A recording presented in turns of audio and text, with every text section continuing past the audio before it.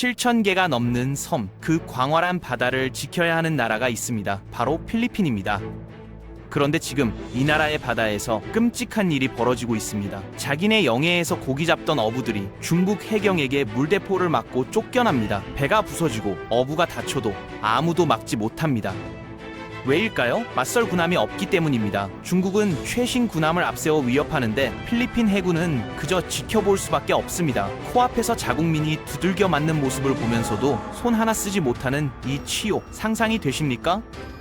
결국 필리핀은 이를 악물고 주머니를 탈탈 털어서 8,500억 원을 긁어모았습니다. 제대로 된 군함을 사기 위해서였죠. 그런데 놀라운 선택을 합니다. 세계 최강 미국도 전통의 강호 유럽도 아닌 대한민국을 택한 겁니다. 그것도 이번이 처음이 아닙니다. 벌써 5번째 선택. 왜 필리핀은 계속 한국만 찾는 걸까요? 오늘 그 비하인드 스토리를 낱낱이 파헤쳐 보겠습니다.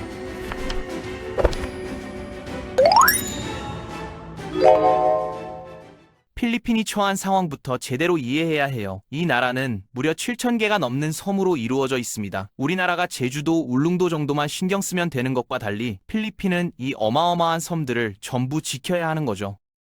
게다가 최근 몇 년간 중국과의 갈등이 심각해졌어요. 남중국해에서 중국은 자기네 땅이라고 우기면서 인공섬도 만들고 군사기지도 세우고 있습니다. 필리핀 어부들이 수십 년간 고기 잡던 바다에서 어느 날 갑자기 중국 배가 나타나 나가라고 위협하는 거예요. 필리핀 정부 입장에서는 이 넓은 바다를 제대로 지킬 현대식 군함이 절실했습니다. 문제는 필리핀 해군의 실상이었어요. 솔직히 말하면 해군이라고 부르기도 민망한 수준이었거든요. 노후화된 함정들, 제대로 된 전투 체계도 없는 배들로 저 광활한 바다를 순찰해야 했습니다. 중국이 최신 군함을 앞세워 압박해올 때 필리핀은 맞설 카드가 없었던 거죠. 돈이 없어서가 아니었어요. 국방 예산을 쥐어짜서 군함을 사려고 해도 아무나 팔아주는 게 아니거든요. 군함은 그냥 배가 아닙니다. 한 나라의 안보가 달린 전략 무기예요. 그래서 필리핀은 전 세계 문을 두드렸습니다. 가장 먼저 떠오른 건 당연히 미국이었죠. 세계 최강 해군을 가진 나라잖아요. 필리핀은 미국의 오랜 동맹국이기도 하고요. 미국이 제안한 건 연안 전투함이라는 배였는데 영어 약자로 LCS라고 부릅니다. 빠르고 첨단 기술이 잔뜩 들어간 배였어요. 가격은 척당 5억에서 6억 달러 정도였죠. 그런데 문제가 있었습니다. 이 배가 고장을 너무 잘 냈어요. 미국 해군 자체 보고서를 보면 충격적인 내용이 나오는데 이 연안 전투함들의 절반 이상이 제대로 작동하지 않았다고 합니다. 첨단 기술을 너무 많이 집어넣다 보니 시스템이 복잡해져서 이것저것 말썽을 부렸던 거예요. 유지비는 더 심각했습니다. 매년 6천만 달러 이상이 들어갔어요. 우리 돈으로 거의 900억 원입니다. 1년에 말이죠. 필리핀 국방 예산이 넉넉하지 않은데 배 한 척 유지하는데 매년 900억 원이 날아간다? 감당이 안 되는 거였죠. 이탈리아도 손을 들었어요. 프렘급이라는 군함을 제안했는데 유럽형 다목적 군함이라는 뜻이에요. 이 배는 성능이 정말 좋았습니다. 6,000톤급 대형 군함으로 화력도 세고 방어력도 뛰어났죠. 그런데 문제는 너무 컸어요. 필리핀한테는 과한 사양이었던 겁니다. 7,000개 섬 사이를 누비면서 순찰하고 해적 잡고 밀수선 단속하는데 6,000톤짜리 대형 군함이 필요할까요? 마치 혼자 사는 사람한테 10인승 밴을 파는 것과 같은 거죠. 가격도 문제였어요. 척당 7억에서 8억 러, 미국 배보다 더 비쌌습니다. 게다가 이탈리아는 동남아시아에 제대로 된 정비 네트워크가 없었어요. 배가 고장나면 어쩌란 말입니까? 결국 미국도 이탈리아도 필리핀의 선택지가 될 수 없었습니다. 가격이 너무 비싸거나 유지비가 감당이 안 되거나 필리핀 환경에 안 맞거나 세계 최강이라는 나라들의 군함이 정작 필리핀한테는 그림의 떡이었던 거예요. 그때 지구 반대편에서 손을 든 나라가 있었습니다. 대한민국이었어요. 사실 한국과 필리핀의 인연은 이번이 처음이 아닙니다. 2016년으로 거슬러 올라가야 해요. 그해 한국은 필리핀의 이 100톤급 군함 2척을 처음 수출했습니다. 이 군함의 이름이 호세 리자급인데 호세 리잘은 필리핀의 독립영웅이에요. 우리로 치면 안중근 의사 같은 분이죠. 필리핀이 자기네 영웅 이름을 붙일 정도로 중요하게 여긴 군함이었습니다. 이 첫 번째 거래가 모든 걸 바꿔놓았어요. 필리핀 해군이 한국 군함을 직접 운용해보니까 성능이 정말 좋았거든요. 고장도 잘 안 나고 유지비도 미국이나 유럽배의 30%에서 40% 수준밖에 안 됐어요. 그런데 가장 결정적이었던 건 한국 회사들의 사후 관리였습니다. 군함은 사고 나서가 진짜 쉬작이에요. 자동차도 값싸게 사놨는데 기름값 많이 먹고 고장 잘 나면 결국 손해잖아요. 군함은 20년, 30년을 써야 하는데 그 긴 세월 동안 계속 수리하고 부품 교체해야 하거든요. 한국 회사들은 필리핀 현지에 기술자를 파견했어요. 부품 공급망도 구축하고 필리핀 해군 병사들 교육도 시켜줬습니다. 배가 고장나면 부품 보내주고 바로바로 고쳐줬어요. 5년 동안 단 한 번도 약속을 어긴 적이 없었죠. 이게 얼마나 대단한 건지 설명해 드릴게요. 미국이나 유럽 회사들은 팔고 나면 끝이에요. 정비 지원, 부품 공급, 우리 본사로 연락하세요. 이런 식이죠. 본사가 미국에 있으면 시차 때문에 연락도 안 되고 부품 하나 받는데 몇 달씩 걸리기도 해요. 전쟁 나면 기다려주지 않잖아요. 그런데 한국은 달랐습니다. 마치 자동차 살 때 애프터 서비스 좋은 브랜드를 다시 찾게 되는 것처럼 필리핀도 한국을 또 찾은 거예요. 2022년에는 3,100톤급 군함 2척을 더 샀고 2023년에는 2,100톤급 경비함 6척까지 주문했습니다. 경비함은 좀 작은 군함인데 해적 단속하고 밀수선 잡는 데 쓰는 배예요. 그리고 2025년 12월 26일 또 계약이 터졌습니다.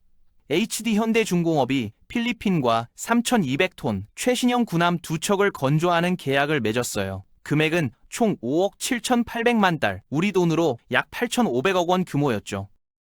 3,200톤이라는 게 감이 안 오시죠? 쉽게 말하면 큰 아파트 건물 하나를 바다에 띄워놓은 정도예요. 길이는 118m, 축구장보다 조금 더 길다고 보시면 됩니다.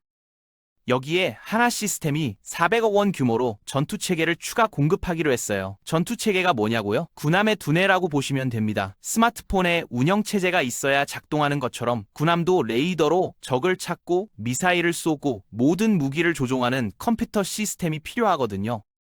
이번 계약까지 합치면 한국은 필리핀에 총 12척의 배를 수출하게 됐습니다. 벌써 5번째 계약이에요. 그런데 여기서 정말 중요한 게 있어요. 22척 전부에 한국산 전투체계가 들어간다는 점입니다. 무슨 뜻이냐면 필리핀 해군 입장에서는 새로운 걸 배울 필요가 없다는 거예요. 한국이 만든 전투체계는 기존에 팔았던 배들과 95% 이상 호환됩니다. 이미 쓰던 시스템이랑 거의 똑같으니까 바로 활용할 수 있는 거죠. 이것도 엄청난 장점이에요. 그럼 한국 군함이 가격만 싼 걸까요? 아닙니다. 성능도 필리핀 환경에 딱 맞게 설계됐어요.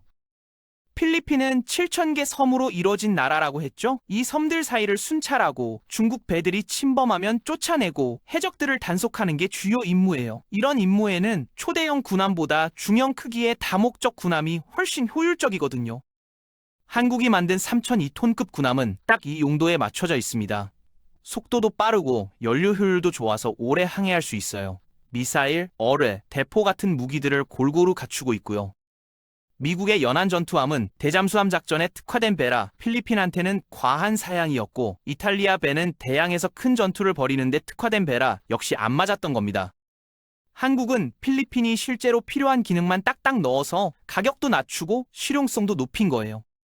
가격을 비교해볼까요? 한국 군함은 척당 2억 8,900만 달러 정도입니다. 우리 돈으로 약 4,000억 원이에요. 미국 연안 전투함은 5억에서 6억 달러, 이탈리아 프렘급은 7억에서 8억 달러를 호가했죠. 같은 돈으로 미국 군함 한 척 살 거, 한국 군함은 2척을 살 수 있는 겁니다. 예산이 빠듯한 필리핀 입장에서는 이게 정말 중요했어요. 정치적인 지원도 한몫했습니다. 2025년 10월 정상회담에서 한국 대통령과 필리핀 대통령이 만나 방산 협력을 강화하기로 약속했어요. 이게 배경이 돼서 이번 계약이 빠르게 성사된 거죠. 방위사업청도 필리핀 정부와 긴밀하게 협력하면서 계약을 밀어붙였습니다. 정부 차원의 지원도 한국이 경쟁에서 이긴 중요한 이유 중 하나예요. 이 계약이 우리한테는 어떤 의미일까요? 일단 8,500억 원 규모 계약 자체도 큰 돈이지만 파급 효과는 그보다 훨씬 큽니다. 군함을 만들려면 철강도 필요하고 전자장비도 필요하고 수백 개의 부품이 필요하거든요. 이게 다 국내 산업을 살리는 겁니다. 전문가들 분석에 따르면 이번 계약 하나로 1조 원 이상의 경제 효과가 생긴다고 해요. HD 현대중공업과 하나시스템에서 직접 고용하는 사람만 해도 수천 명인데 협력업체까지 포함하면 1만 명 이상의 일자리가 생기는 거죠. 국제적인 의미는 더 큽니다. 한국이 이제 세계 방산 시장에서 무시 못할 존재가 됐다는 걸 보여주는 거예요. 예전에는 한국산 무기라고 하면 좀 낮게 보는 시선도 있었습니다. 그런데 필리핀이 미국과 유럽을 제치고 한국을 선택했다는 사실 자체가 엄청난 홍보 효과거든요. 다른 나라들도 보고 있습니다. 베트남, 인도네시아, 말레이시아 같은 동남아 국가들이 필리핀 사례를 주목하고 있어요. 이 나라들도 중국과 영토 분쟁이 있고 해군을 현대화하려고 하거든요. 필리핀이 한국 군함 쓰는 걸 보고 잘 작동한다 싶으면 자기네도 살 가능성이 큽니다. 실제로 베트남이 4,000톤급 군함 사업을 진행 중인데 한국 회사들이 입찰에 참여하고 있어요. 필리핀이 K방산의 동남아 진출 교두보가 된 셈이죠. 안보 차원에서도 의미가 있어요. 필리핀이 강해지면 중국을 견제하는 효과가 있거든요. 중국은 남중국해 전체를 자기네 땅이라고 우기면서 인공섬도 만들고 군사기지도 세우고 있잖아요. 필리핀이 한국산 군함으로 해군력을 강화하면 중국이 함부로 행동하기 어려워집니다. 이게 결국 동남아 전체의 안정에 도움이 되는 거예요. 한국 입장에서도 좋은 일이죠. 동남아가 안정되면 우리 무역로도 안전해지고 경제협력도 더 활발해지니까요. 한국 방산 수출의 성공 비결을 정리해보면 크게 세 가지입니다. 첫째는 가격 경쟁력이에요. 미국이나 유럽보다 훨씬 싼 가격에 비슷한 성능을 제공합니다. 둘째는 맞춤형 설계죠. 고객이 실제로 필요한 기능만 넣어서 실용적으로 만듭니다. 셋째는 사후 관리입니다. 팔고 끝이 아니라 계속 책임지고 관리해주니까 고객이 신뢰하는 거예요. 이 세 가지가 합쳐지니까 미국과 유럽 같은 전통 강자들을 이길 수 있었던 겁니다. 앞으로 한국 방산의 전망은 밝습니다. 정부가 2027년까지 세계 4대 방산 수출국이 되겠다는 목표를 세웠어요. 현재 세계 방산 시장에서 한국이 차지하는 비중은 2% 정도인데 이걸 5%까지 끌어올리겠다는 거죠. 필리핀 같은 성공 사례가 계속 쌓이면 충분히 가능한 목표입니다. 동남아뿐만 아니라 중동, 남미, 동유럽까지 한국 무기를 사려는 나라들이 줄을 서고 있거든요. 특히 폴란드 같은 경우는 한국산 탱크, 전투기, 자주포를 대량으로 사들이고 있어요. 러시아 위협 때문에 군대를 급하게 키워야 하는데 미국 무기는 비싸고 납기도 오래 걸리니까 한국을 선택한 거죠. 이번 필리핀 군함 수출은 그냥 배 두 척 판 게 아닙니다. 2016년 첫 거래 이후 9년 동안 쌓아온 신뢰가 만들어낸 결과예요. 한국은 단순히 무기를 팔지 않았습니다. 필리핀 해군과 함께 성장하는 파트너가 됐어요. 기술로 승부하고 가격으로 승부하고 서비스로 승부해서 미국과 유럽을 이긴 겁니다.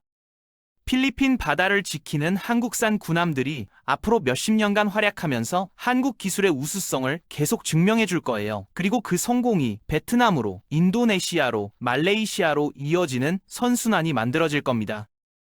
2016년 첫 군함 2척으로 시작된 인연이 9년 만에 12척, 총 수조 원 규모의 거래로 성장했습니다.